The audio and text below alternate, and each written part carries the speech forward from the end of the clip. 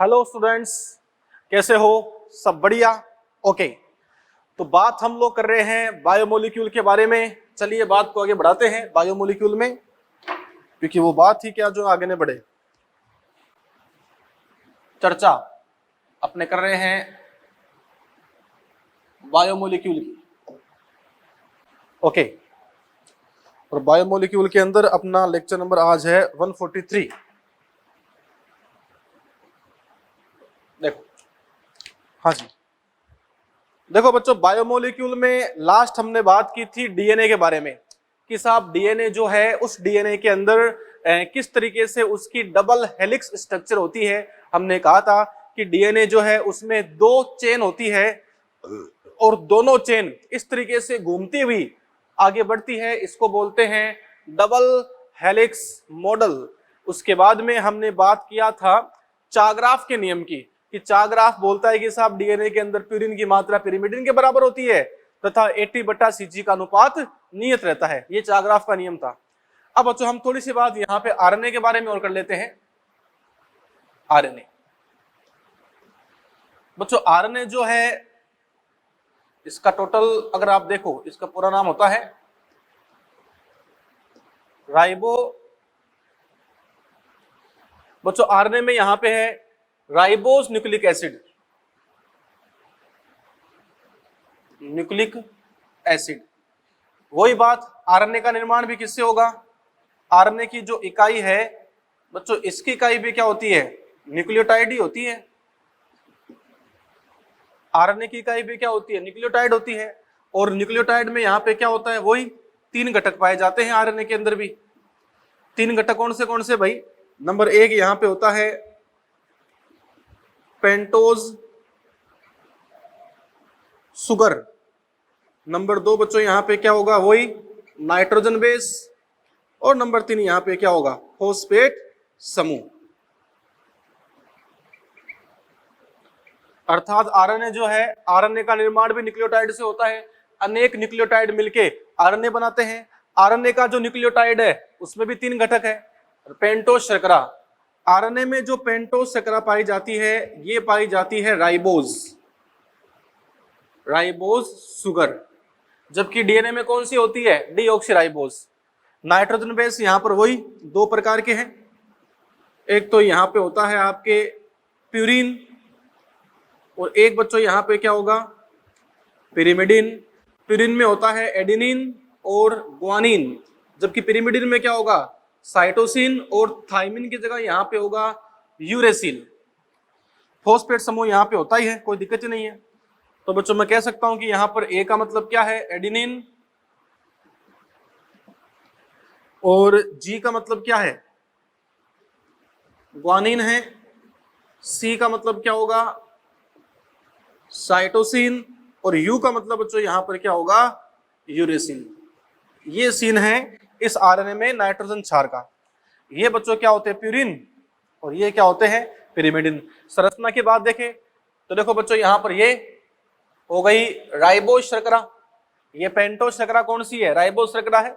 इसके पहले कार्बन के ऊपर बच्चों यहाँ पे जुड़ जाएगा कोई भी नाइट्रोजन क्षार, मैं ए मान लेता हूं।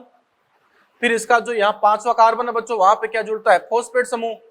तो राइबोज शर्करा, नाइट्रोजन क्षार, फॉस्फेट समूह बच्चों क्या बन गया? न्यूक्लियोटाइड बन गया। ऐसे बहुत सारे न्यूक्लियोटाइड होते हैं। यहाँ यूरेसिन मान लेता हूं, ये फॉस्फेट समूह। दूसरा न्यूक्लियोटाइड ये साइटोसिन, ये फॉस्फेट समूह। यहां पे आप क्या आ गया? ग्वानिन, ये फॉस्फेट समूह तथा 2 फॉस्फेट समूह तथा 2 न्यूक्लियोटाइड के बीच क्या बनेगा? फॉस्फोडाइएस्टर बॉन्ड बन जाता है। तो देखो बच्चों यहाँ पर ये क्या बन गई? पूरी की पूरी चेन बन गई। न्यूक्लियोटाइड के मिलने से क्या बनता है? आरएनए। डीएनए में 2 चेन होती है आमने सामने प्रति समानांतर, लेकिन आरएनए में खाली एक ही चेन होती है। इस चेन में ये देखो बच्चों यहाँ पे क्या है? फॉस्फेट कौन से कार्बन पे है? 5वें कार्बन पर। ये कौन सा कार्बन है? तीसरा। इसको क्या बोलते हैं? 3 डैश। अर्थात आरएनए के अंदर एक ही चेन हुआ करती है, और ये जो एक ही चेन है इसमें एक तो होता है 5 डैश भाग, एक इसमें क्या होगा? 3 डैश भाग होगा। बच्चों आरएनए जो है वो आरएनए 3 प्रकार का होता है। हम कह सकते हैं आरएनए जो है ये होता है 3 प्रकार का। पहला यहां पे होता है राइबोसोमल आरएनए, बोले तो आरआरएनए। दूसरे प्रकार का इसमें होता है मैसेंजर आरएनए, बोले तो एमआरएनए। तीसरा यहां पे होता है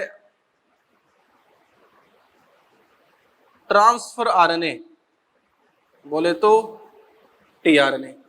तो बच्चों 3 प्रकार के यहाँ पे आरएनए होते हैं। अगर आप बात करते हो पाए जाने की, तो बच्चों सबसे ज्यादा आरएनए होता है आरआरएनए, सबसे अधिक ये पाया जाता है। उससे कम पाया जाता है टीआरएनए और सबसे कम पाया जाता है एमआरएनए। ये बच्चों यहाँ पे क्रम है उपलब्धता का। कोशिका में ज्यादा होता है आरआरएनए, कम होता है एमआरएनए। ये बच्चों यहाँ पर सीन थी आरएनए के बारे में। चलिए अब बच्चों हम लोग आगे पढ़ते हैं न्यूक्लिक एसिड के बाद में एंजाइम। हालांकि जो बच्चों न्यूक्लिक एसिड है हम इसको फिर से पढ़ेंगे मॉलिक्यूलर बायोलॉजी के अंदर, जो कि आपके 12th में चैप्टर नंबर 6 है।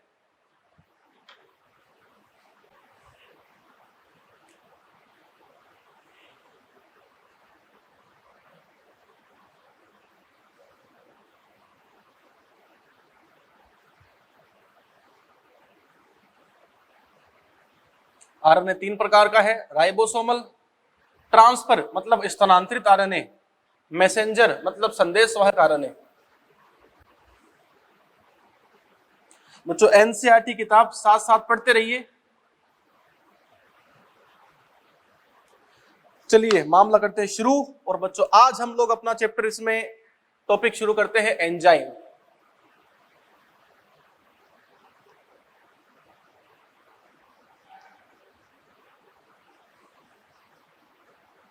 बात शुरू करते हैं एंजाइम के बारे में। हाँ जी, क्या होता है एंजाइम, आइए करते हैं इसके बारे में संरचना। ठीक है बच्चों, एंजाइम क्या है देखते हैं।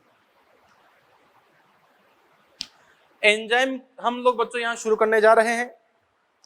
और सबसे पहले मैं आपको यहां पर यह बताना चाह रहा हूं, एंजाइम जो है वो एंजाइम प्रोटीन से बनी हुई संरचना है। एंजाइम क्या है? तो साहब एंजाइम जो है ये एंजाइम है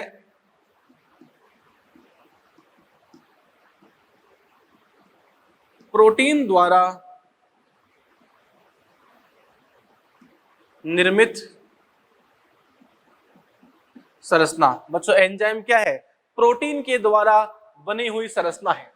और एंजाइम क्या करता है? बच्चों एंजाइम ये करता है कि जो बायोलॉजिकल रिएक्शन होती है, जो हमारी कोशिका में चलने वाली अभिक्रिया, जो जैविक अभिक्रिया है जो कोशिका में चलती है, उसे बच्चों बोलते हैं जैविक अभिक्रिया, बायोलॉजिकल रिएक्शन। तो एंजाइम क्या है? प्रोटीन द्वारा निर्मित संरचना जो कि बायोलॉजिकल रिएक्शन की दर को बढ़ा देता है। बच्चों मेरे कहने का मतलब यह है कि एंजाइम जो है ये बच्चों एंजाइम प्रोटीन के द्वारा बनी हुई संरचना है जो बायोलॉजिकल रिएक्शन की दर को बढ़ा देता है। अर्थात अगर एंजाइम नहीं हो तो बायोलॉजिकल रिएक्शन बहुत ज्यादा धीरे धीरे होती है और एंजाइम के होने से अभिक्रिया चुटकियों में, सेकंडों में संपन्न हो जाती है। तो हम कह सकते हैं कि एंजाइम क्या करता है बच्चों? बायोलॉजिकल रिएक्शन की दर को बढ़ाता है। और क्योंकि ये बायोलॉजिकल रिएक्शन की दर को बढ़ाता है, एक नाम बच्चों यहां पे होता है उत्प्रेरक, कैटलिस्ट, जो रासायनिक अभिक्रिया को बढ़ाए। एक होता है बच्चों यहाँ पे बायो कैटलिस्ट, जो जैविक अभिक्रियाओं की दर को बढ़ाए। तो हम यहां पे कह सकते हैं, इसीलिए इसको बोलते हैं जैव उत्प्रेरक।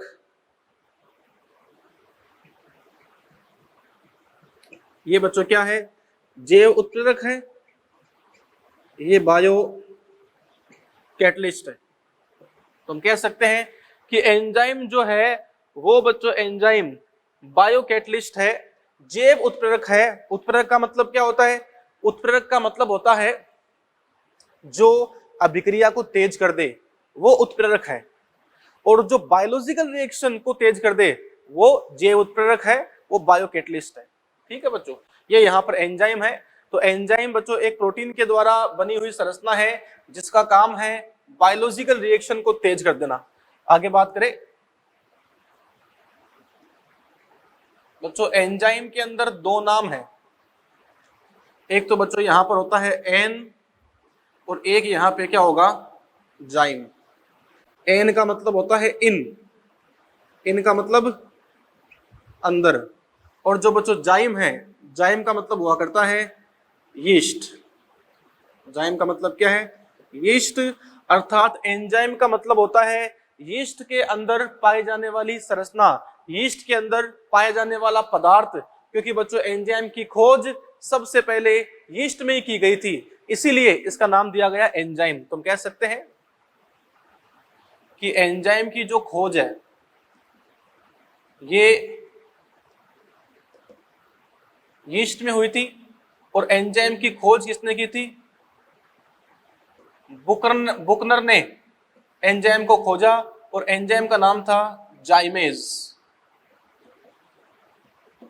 तो कहने का मतलब क्या है, एंजाइम की खोज यीस्ट में हुई थी, तभी इसका मतलब क्या है, यीस्ट के अंदर एंजाइम। एंजाइम की बच्चों खोज किसने की थी, बुकनर ने की थी, और एंजाइम जो सबसे पहले खोजा गया था यह है जाइमेज एंजाइम। यह है फर्स्ट डिस्कवर्ड एंजाइम। ये बच्चों पहला खोजा गया एंजाइम है। आगे बात करते हैं, एंजाइम जो है, इस एंजाइम का सर्वप्रथम जो बच्चों क्रिस्टलीकरण है वो किया था समनर ने। तो समनर ने बच्चों क्या किया था, सबसे पहले एंजाइम का क्रिस्टलीकरण किया था। क्रिस्टलीकरण का मतलब होता है एंजाइम को कोशिका से बाहर किया था, कोशिका से बाहर निकाल लिया था। और बच्चों यहां पर जो एंजाइम था उस एंजाइम का नाम है यूरिएज। अर्थात सर्वप्रथम यूरिएज एंजाइम का क्रिस्टलीकरण किया गया था। और बच्चों ये जो क्रिस्टलीकरण है वो किया था किसने, समन ने किया था। आगे बात करते हैं अपन। आगे बच्चों अपन यहाँ पर ये कह सकते हैं कि एंजाइम जो है बच्चों, उस एंजाइम का निर्माण कोशिका में होता है। एंजाइम का निर्माण कोशिका में होता है, और एक कोशिका में हजारों प्रकार के एंजाइम होते हैं, लेकिन सारे एंजाइम एक साथ सक्रिय नहीं रहते, बल्कि जब जब एंजाइम की आवश्यकता होती है तब तब वो एंजाइम सक्रिय हो जाता है। तो बच्चों मेरे कहने का मतलब यहाँ पर यह है कि एंजाइम जो है उसका मतलब होता है यीस्ट के अंदर, क्योंकि इसकी खोज हुई थी यीस्ट के अंदर। और बच्चों कोशिका में हजारों प्रकार के एंजाइम होते हैं, परंतु सारे एंजाइम एक साथ सक्रिय नहीं रहते, जब जब उनकी आवश्यकता होती है बच्चों तब तक एंजाइम सक्रिय रहते हैं। आगे बात करते हैं,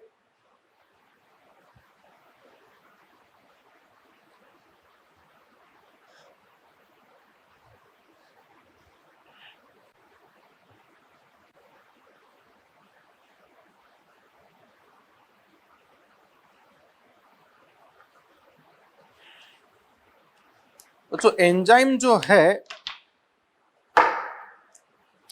ये एंजाइम दो प्रकार के होते हैं। एंजाइम जो है ये बच्चों टू टाइप्स के होते हैं। एंजाइम जो है वो दो प्रकार के होते हैं। पहला बच्चों यहाँ पे होता है एक्सो एंजाइम, और दूसरा जो है वो बच्चों यहाँ पे होता है एंडो एंजाइम। एंजाइम दो प्रकार का होता है, एक्सो एंजाइम और एंडो एंजाइम। एक्सो और एंडो। एक्सो एंजाइम कौन सा होगा, ऐसा एंजाइम जिसका फॉर्मेशन, जिसका निर्माण जो है वो होता है inside of cell. Inside of cell, जो बने कोशिका के अंदर, लेकिन उसका जो फंक्शन है, उसका जो कार्य है वो होता है outside of cell. Outside of cell उसे बोलते हैं एक्सो एंजाइम। बच्चों एंडो एंजाइम वो होगा जिसका फॉर्मेशन, जिसका निर्माण जो है वो होता है इनसाइड ऑफ सेल। जो बनता कहां पर है, इनसाइड ऑफ सेल, लेकिन इसका जो फंक्शन है, इसका जो कार्य होता है, वो बच्चों कार्य होता है outside, sorry, inside of cell. तो मेरे कहने का मतलब है कि एंजाइम चाहे कोई से भी हो, एंजाइम बनता कोशिका के अंदर ही है, एंजाइम बनता कोशिका के अंदर ही है। वो कार्य कोशिका के बाहर भी कर सकता है और कार्य कोशिका के अंदर भी कर सकता है। अर्थात एक्सो एंजाइम वो है जो कोशिका से बाहर काम करे और एंडो एंजाइम वो है जो कोशिका के अंदर काम करे। तो एंजाइम दो प्रकार है, किस आधार पर, कार्य के आधार पर।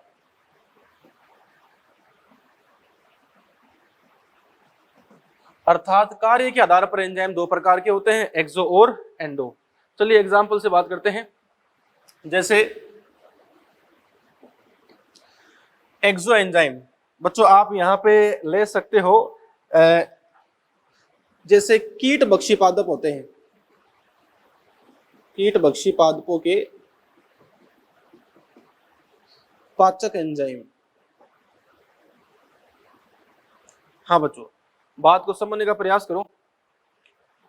जैसे आप यहां पे कह सकते हो, पढ़ा था आपने मॉर्फोलॉजी के अंदर, कीट भक्षी पादप कौन से हैं।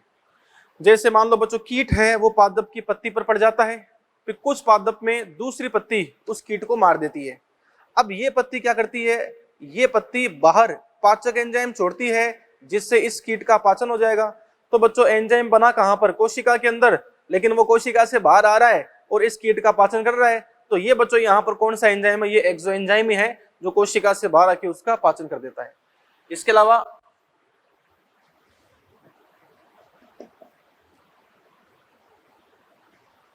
लाइसोजाइम ऑफ टीयर, टीयर मतलब आंसू। हमारे जो आंसू होते हैं उसमें लाइसोजेनस एंजाइम होता है जो बाहर आने वाले बैक्टीरिया वगैरह को मार देता है। तो बच्चों आंसू हमारी आंखों से बाहर निकलते हैं और उन आंसुओं में लाइसो एंजाइम भी होता है, तो वो भी कोशिका से बाहर आ रहा है बैक्टीरिया वगैरह को मारने के लिए। ठीक है, तो बच्चों यहाँ पर एक्सो एंजाइम है। एंडो एंजाइम की बात करें तो बच्चों याद करो, हम लोग पढ़ते हैं श्वसन, प्रकाश संश्लेषण। तो श्वसन, प्रकाश संश्लेषण ये सब कहाँ होता है, अरे कोशिका के अंदर ही तो होता है। तो उसके एंजाइम भी कहाँ काम कर रहे हैं, कोशिका के अंदर ही काम कर रहे हैं। तो आप यहाँ पे ले सकते हो, जैसे अगर आप श्वसन की बात करो तो श्वसनी एंजाइम, प्रकाश संश्लेषण के एंजाइम, ये सब बच्चों क्या है, ये सब यहाँ पर एंडो एंजाइम होते हैं। आगे चर्चा करें। आगे बच्चों हम यहाँ पर ये कह सकते हैं कि साहब एंजाइम दो प्रकार के हैं, एक्सो एंजाइम और एंडो एंजाइम। चलिए आगे चर्चा करते हैं। आगे बच्चों बात यहाँ पे करते हैं, जैसे एंजाइम के दो प्रकार तो हो गए। अब बच्चों एंजाइम बनता किससे है, एंजाइम की प्रकृति क्या है, वो हम यहाँ बात करते हैं।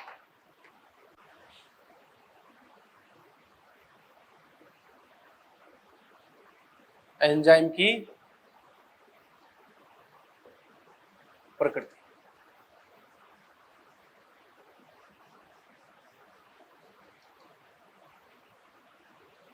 तो देखो बच्चों, एंजाइम की अगर आप प्रकृति की बात करना चाहो तो साहब एंजाइम की प्रकृति कैसी होती है, प्रोटीन युक्त प्रवृत्ति होती है। बच्चों एंजाइम किस चीज से बना होता है, एंजाइम बच्चों बना होता है प्रोटीन से। एंजाइम किससे बना होता है, प्रोटीन से बना होता है। तो हम कह सकते हैं कि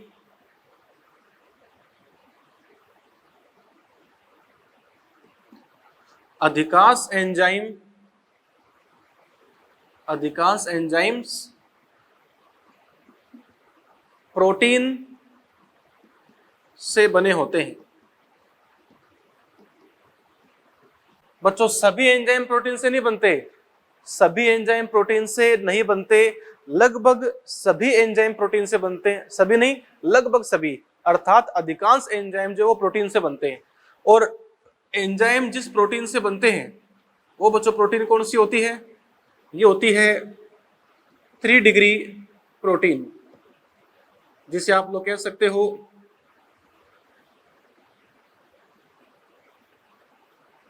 टर्सरी स्ट्रक्चर ऑफ प्रोटीन। ये बच्चों बात पहले की भी थी हमने कि एंजाइम का निर्माण जो है वो प्रोटीन से होता है। प्रोटीन की कौन सी संरचना एंजाइम बनाती है? तो प्रोटीन की तृतीयक संरचना, जो 3 डिग्री प्रोटीन है, जो प्रोटीन की तृतीयक संरचना है, वो बच्चों एंजाइम बनाती है। इसके अलावा आप कह सकते हो, जैसे इसका अपवाद भी है, आइसो एंजाइम। आइसो एंजाइम्स जो होते हैं, ये आइसो एंजाइम्स 4 डिग्री प्रोटीन से बनते हैं, प्रोटीन से बनते हैं। तो बच्चों हम कह सकते हैं कि साहब लगभग सारे एंजाइम प्रोटीन से बनते हैं, और प्रोटीन भी कौन सी? 3 डिग्री प्रोटीन। हाँ, जो आइसो एंजाइम है, ये बच्चों आइसो एंजाइम किससे बनता है? ये बनता है 4 डिग्री प्रोटीन से। लेकिन बच्चों यहाँ पे कंडीशन भी है कि साहब अपवाद स्वरूप, अपवाद स्वरूप कुछ एंजाइम्स आरएनए से बनते हैं। जैसे number 1 ribozyme, number 2 peptidyl transferase,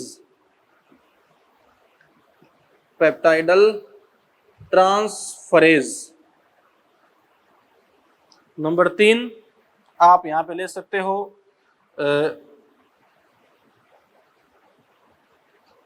ribonuclease P. तो बच्चों ये ऐसे एंजाइम हैं जो बनते हैं आरएनए से। बाकी बच्चों अधिकांश एंजाइम प्रोटीन से बनते हैं, और अधिकांश एंजाइम कौन सी प्रोटीन से बनते हैं? 3 डिग्री प्रोटीन से बनते हैं।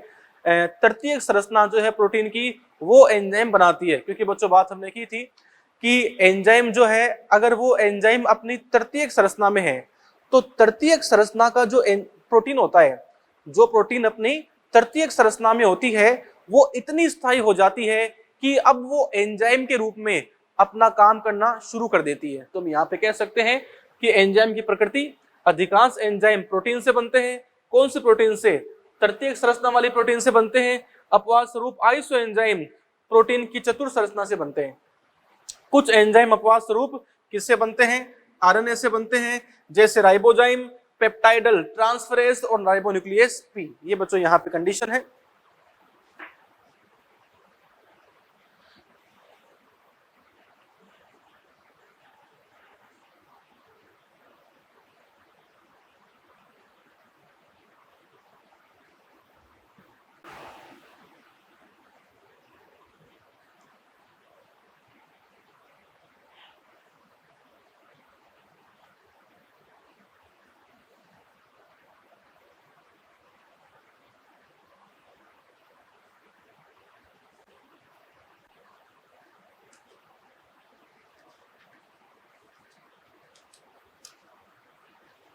देखो बच्चों, एंजाइम जो है वो एंजाइम कुछ इस तरीके से होता है, ध्यान दे बात को। जैसे मान लो बच्चों एंजाइम्स है, तो बच्चों एंजाइम्स का निर्माण किससे होगा? तो साहब एंजाइम्स का जो निर्माण है, ये आप कह सकते हो 3 डिग्री स्ट्रक्चर ऑफ प्रोटीन से होता है। तो एक बात तो हम यहां पे कह सकते हैं कि साहब एंजाइम जो है बच्चों, एंजाइम का निर्माण होता है प्रोटीन की तृतीयक संरचना से। इस प्रकार से बच्चों एंजाइम हुआ करता है। ये यहां पे प्रोटीन है, और इस प्रोटीन के अंदर ये बच्चों यहां प्रोटीन है, और ये एंजाइम है। अर्थात ये एंजाइम जो किससे बना है? प्रोटीन से बना है। ये बच्चों यहां पर एक एंजाइम है जो आप देख रहे हो। अब इस एंजाइम में ये जो आप देख रहे हो, देखो जैसे हमने कहा कि एंजाइम जो है वो अभिक्रिया की दर को बढ़ा देता है। कौन सी अभिक्रिया? जैविक अभिक्रिया या रासायनिक अभिक्रिया? तो हमने कहा कि एंजाइम जैविक अभिक्रिया की दर को बढ़ा देगा। अब बच्चों देखो होता है इसमें क्या है, जैसे आप ये मान के चलो ये कोई अभिक्रिया है ए, और मान लो बच्चों इस ए से क्या बन रहा है, बी बन रहा है, और आपने यहाँ पे क्या डाल दिया, एंजाइम डाल दिया। तो होता क्या है कि सबसे पहले ये जो बच्चों क्रियाकारक है, ये क्रियाकारक एंजाइम के साथ जुड़ता है तथा यह एंजाइम क्रियाकारक को बदल देगा उत्पाद के अंदर। भाई मेरे कहने का मतलब क्या है कि क्रियाकारक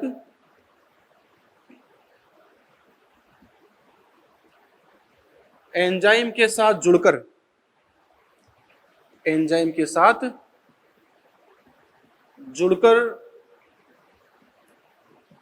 उत्पाद में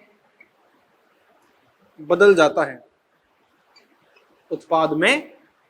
है, जैसे ये बच्चों यहां पर इतना बड़ा एंजाइम है और मान लो इस एंजाइम का काम क्या है, क्रियाकारक को बदलना उत्पाद के अंदर।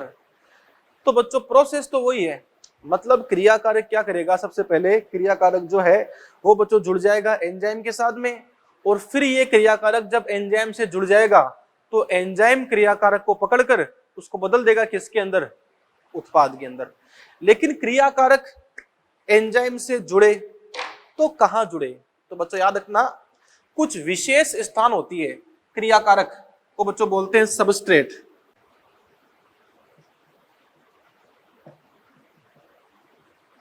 क्रियाधर। उत्पाद को बच्चों क्या बोलते हैं, प्रोडक्ट, उत्पाद।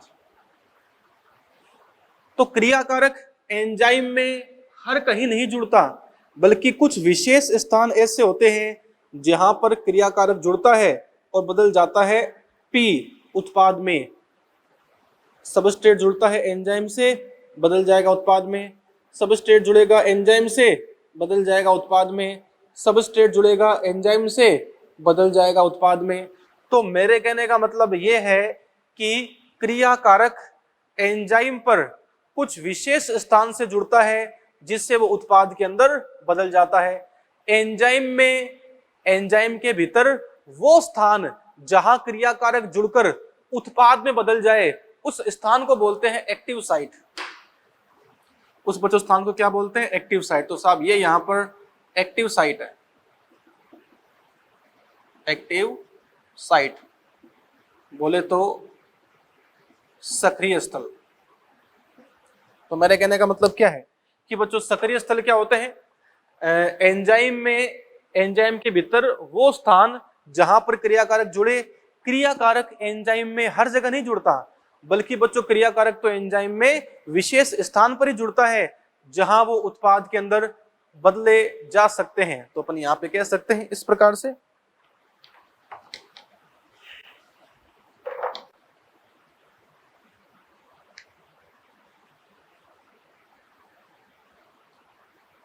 कि भाई एंजाइम में वे स्थल, एंजाइम में वे स्थल जहां क्रियाधर जुड़ के उत्पाद में बदल जाए, उन्हें बच्चों क्या बोलते हैं, उन्हें बोलते हैं सक्रिय स्थल, बोले तो एक्टिव साइट। ठीक है। अब बच्चों एंजाइम की वास्तविक संरचना तो ऐसी होती है, एंजाइम बनता है प्रोटीन की चेन से, एंजाइम की बच्चों रियल स्ट्रक्चर तो ऐसे होती है। लेकिन बच्चों किताबों के अंदर समझने में आसानी रहे, बनाने में आसानी रहे, तो हम एंजाइम को ऐसे बनाते हैं, ऐसे। ये बच्चों हम ऐसे बनाते हैं एंजाइम को।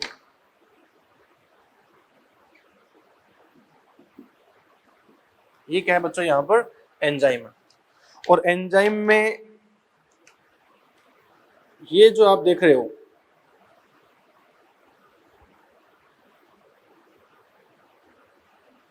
ये बच्चों यहां पर क्या है, एक्टिव साइट।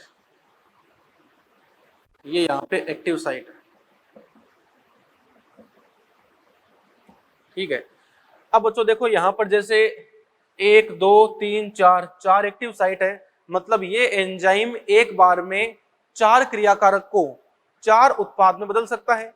इस एंजाइम में, इस डायग्राम में मान लो बच्चों 2 एक्टिव साइट है, अर्थात ये एंजाइम एक बार में 2 क्रियाकारक को उत्पाद में बदल सकता है। तो मैं यहाँ पे कह सकता हूं कि एंजाइम की क्रियाशीलता जो है वो निर्भर किस पे करती है, क्रियास्थल के ऊपर। तो हम कह सकते हैं कि एक्टिविटी ऑफ एंजाइम, एंजाइम की क्रियाशीलता जो है समानुपाती होती है नंबर ऑफ एक्टिव साइट्स। जितनी सक्रिय स्थल होते हैं, जितने एक्टिव साइट होते हैं बच्चों, उतने ही क्या होती है, एंजाइम की क्रियाशीलता होती है। तो मैं कह सकता हूं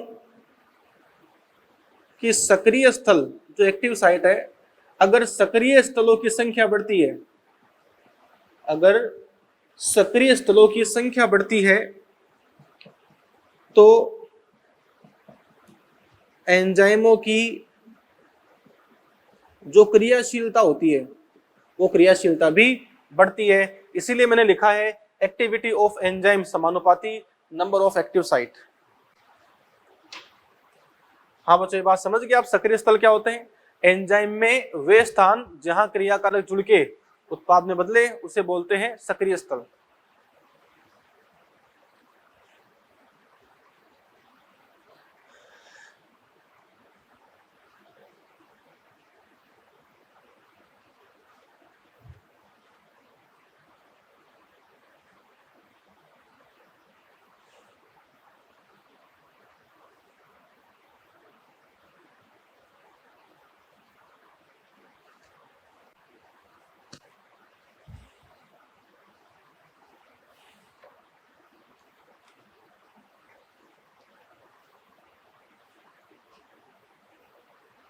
देखिए, जैसे हम बच्चों यहां पे कह सकते हैं कि एंजाइम की जो क्रियाशीलता होती है, जो बच्चों एंजाइम की क्रियाशीलता है वो समानुपाती किसकी होती है, सक्रिय स्थलों की जो संख्या है बच्चों उसके समानुपाती होती है। ये हम यहां पे जान गए। आगे देखो, एक बच्चों नाम यहां पे होता है TON, TON, इसे बच्चों बोलते हैं turn over number. TON turn over number, ये क्या है, जैसे बच्चों आप इसको ऐसे कह सकते हो कि एक निश्चित समय में, निश्चित समय में एंजाइम जितने क्रियाकारक को उत्पाद में बदले उसे बोलते हैं एंजाइम का टर्नओवर नंबर। तो निश्चित समय में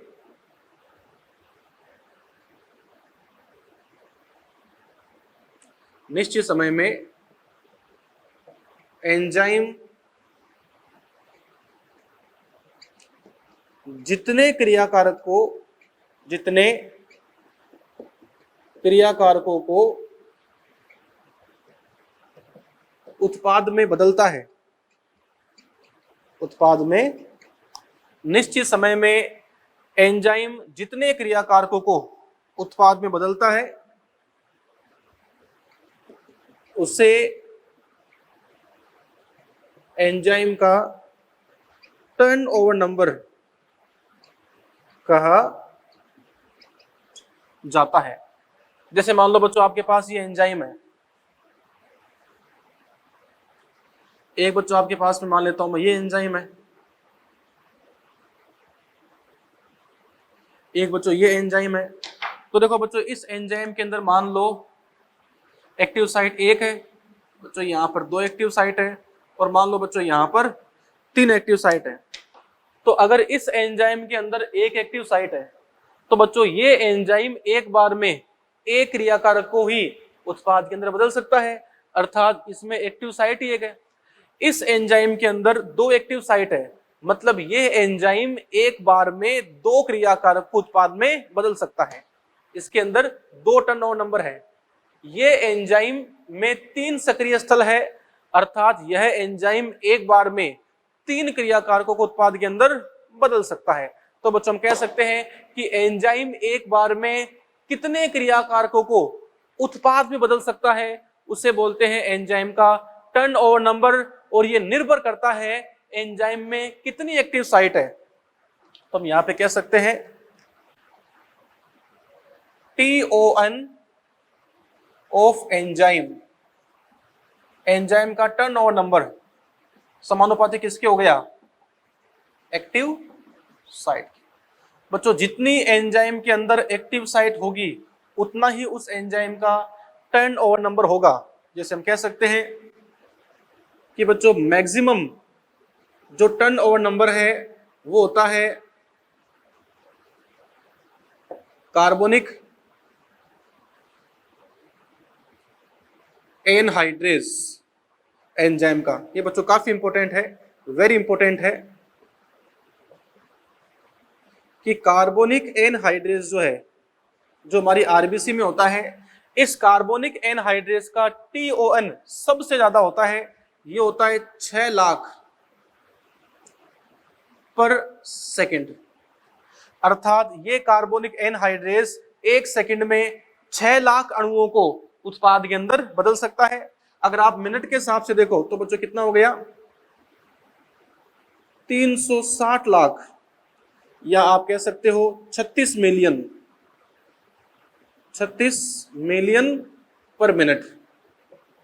1 मिलियन में 10 लाख होते हैं। तो हम कह सकते हैं कि सबसे ज्यादा जो मैक्सिमम TON है वो होता है कार्बोनिक एनहाइड्रेस का। एक सेकंड में 6 लाख अणुओं को, या मैं कह सकता हूं 1 मिनट में 360 लाख या 36 मिलियन अणुओं को बदल सकता है। ये किसके अंदर, उत्पाद के अंदर। समझ रहे बात को, ये बच्चों यहाँ पे सीन है।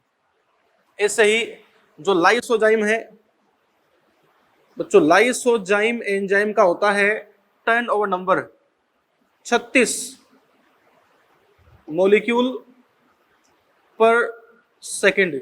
ये बच्चों एक सेकंड के अंदर 36 मॉलिक्यूल जो है उसको, सॉरी गलत हो गया, ये बच्चों 1 मिनट के अंदर 30 मॉलिक्यूल पर मिनट।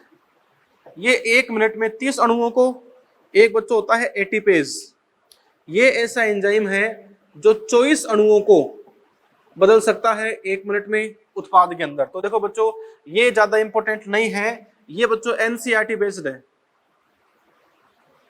ये वेरी इंपॉर्टेंट है कि अधिकतम टर्नओवर नंबर कार्बोनिक एनहाइड्रेस का है, मतलब इस एंजाइम के अंदर सबसे ज्यादा एक्टिव साइट पाई जाती है। यही कारण है कि यह एंजाइम सबसे तेजी से बदल सकता है क्रियाकारक को उत्पाद के अंदर। समझ रहे बात को। तो बच्चों सारा खेल किसका है, एक्टिव साइट का है। बच्चों सारा खेल किसका है, एक्टिव साइट का है। एंजाइम किससे बनता है, प्रोटीन से। तो एंजाइम में जो एक्टिव साइट है वो भी किससे बनेगी, प्रोटीन से बनेगी। और प्रोटीन किससे बनता है, अमीनो अम्ल से। तो याद रखना एक्टिव साइट का निर्माण 3 से 12 एमिनो एसिड से होता है। एक्टिव साइट का निर्माण 3 से 12 अमीनो अम्लों से हुआ करता है, और प्रोटीन में तो हजारों अमीनो अम्ल पाए जाते हैं। ठीक है बच्चों, ये यहाँ पे सीन है। अब इसके बाद में बच्चों आगे हम यहाँ पे चर्चा कर सकते हैं कि साहब एंजाइम जो है, एंजाइम जो है वो बच्चों एंजाइम कितने प्रकार का होता है, what is the types of enzyme. बच्चों हम ये यहाँ पे बात कर सकते हैं। तो एंजाइम बच्चों कितने प्रकार का होगा, एंजाइम बच्चों 2 प्रकार का होता है। एक तो होता है सिंपल एंजाइम, एक बच्चों यहाँ पे होता है कॉम्प्लेक्स एंजाइम।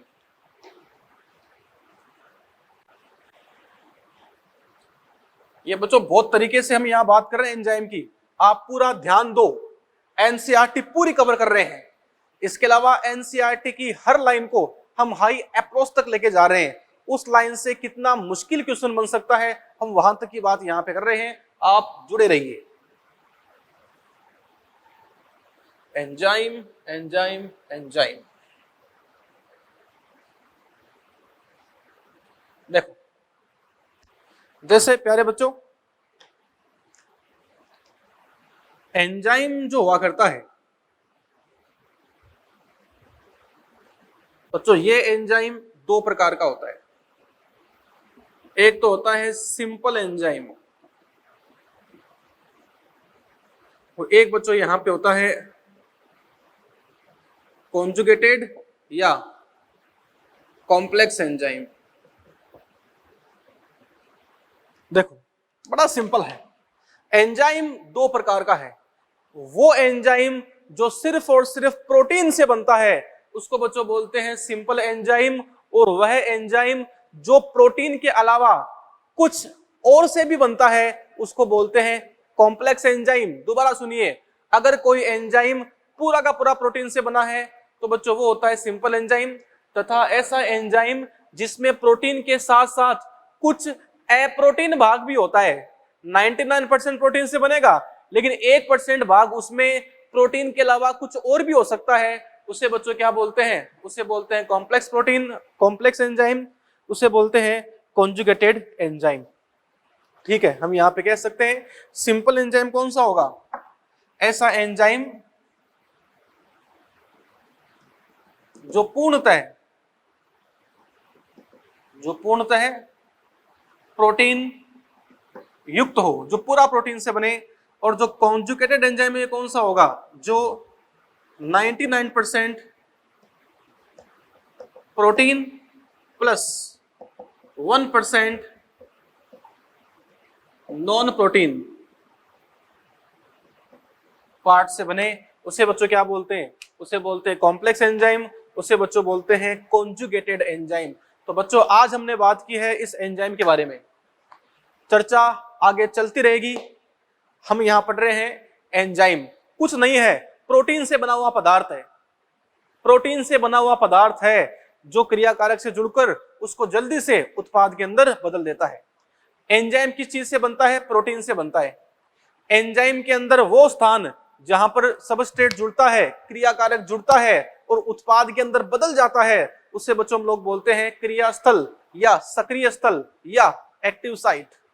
जितने एक्टिव साइट है उतना एंजाइम तेजी से काम करता है, फटाफट उतना ही एंजाइम उतने क्रियाकारक उत्पाद में बदल देगा। ये बच्चों हमने बात की है एंजाइम के बारे में। आगे हम काफी बात करेंगे एंजाइम के बारे में। एंजाइम कितने प्रकार का है, एंजाइम की मैकेनिज्म क्या है, ताला चाबी सिद्धांत, प्रेरित आसंजन सिद्धांत, एंजाइम का नामकरण, एंजाइम का वर्गीकरण, ये हम देखेंगे आगे के वीडियो लेक्चर्स के अंदर।